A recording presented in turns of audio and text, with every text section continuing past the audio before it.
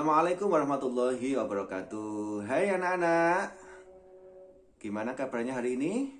Ustadz doakan semoga kalian tetap semangat dalam belajar meskipun belajar masih daring.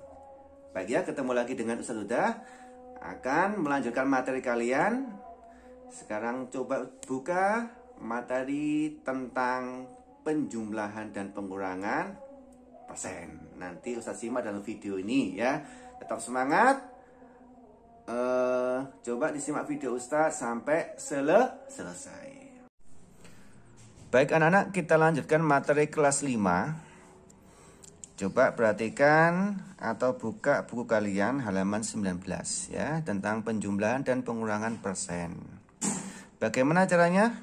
Tinggal kita jumlahkan atau kurangkan bilangan di depan tanpa persen ya. Kalau misalkan tandanya sama, contoh ini 1.13. 1 ya, selesaikan penjumlahan dan pengurangan persen berikut. Jadi caranya adalah yang A, misalkan ada soal 49% ditambah 13%, berarti tinggal ditambahkan aja 49 ditambah 13, berarti sama dengan 62. Jangan lupa tanda persennya, berarti tinggal tuliskan 62%, itu aja ya. Ini gampang sekali. Kalau misalkan ini sama yang dijumlahkan dalam bentuk persen, kedua-duanya sama. Yang B juga sama kalau dikurangkan. Misalkan 68% dikurangi 25%. Berarti 68 dikurangi 25 sama dengan 43. Sudah ada di buku ya. Jadi jangan lupa tanda persennya juga ditulis.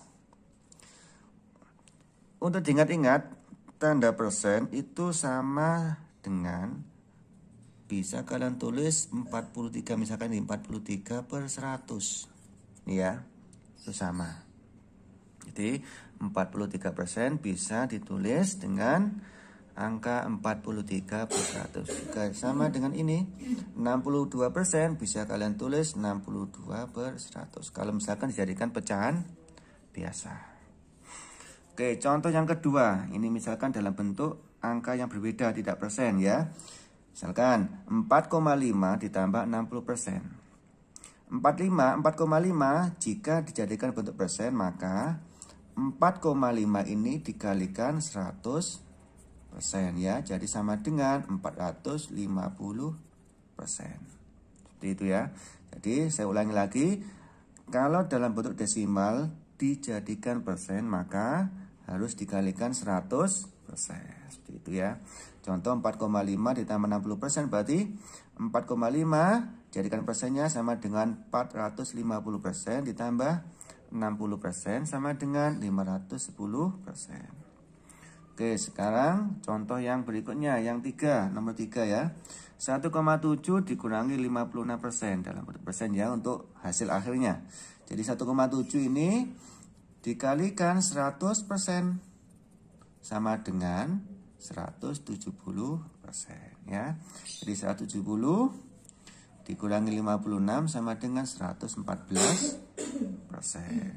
Jadi ingat ya, untuk bentuk 1,7 ini kalau dikalikan 100% sama dengan 170%. Bisa ditulis 170/100 jika menjadi pecahan biasa. Baik anak-anak, Ustadz kasih contoh lagi, misalkan ya, ini ya, 2,5 ditambah 10% dikurangi 1/4. Nah, ini gimana caranya? Jadi cara paling mudah adalah jadikan pecahan biasa semuanya. Jadi 2,5 jadikan pecahan biasa sama dengan 25/10. Karena apa? Di belakang koma ada satu angka, jadi penyebutnya 10. Kemudian 10% menjadi 10/100 dikurangi 1/4. Ini ya. Kalau sudah jadi pecahan biasa semuanya, langsung kita kerjakan ya. Cari KPK-nya, penyebutnya ada 10, 100, dan 4. Berarti KPK-nya ketemu berapa? Ketemu ya angka 100 ya. Kita kerjakan pecahan yang pertama. 100 dibagi 10 sama dengan 10. 10 kali 25 sama dengan 250. Ditambah pecahan kedua tetap ya, karena penyebutnya sudah 100. Tambah 10 dikurangi yang pecahan terakhir 100 dibagi 4 sama dengan 25, dikali 1 sama dengan 25. Oke, langsung kita hitung. 250 tambah 10 sama dengan 260, dikurangi 25 sama dengan 235 per 100. Oke, bisa hasil akhirnya kalian jadikan desimal silakan nggak apa-apa. Berarti kalau jadikan desimal menjadi 2,35. Kalau misalkan jadikan persen juga boleh, menjadi 235 per persepsi itu. Baik anak-anak, saya kira cukup. Saya kasih contoh. Tolong disimak video Ustadz sampai selesai. Jika ada pembahasan yang kurang jelas, kurang paham, bisa konsultasi ke pihak Ustadz. Terima kasih, tetap semangat.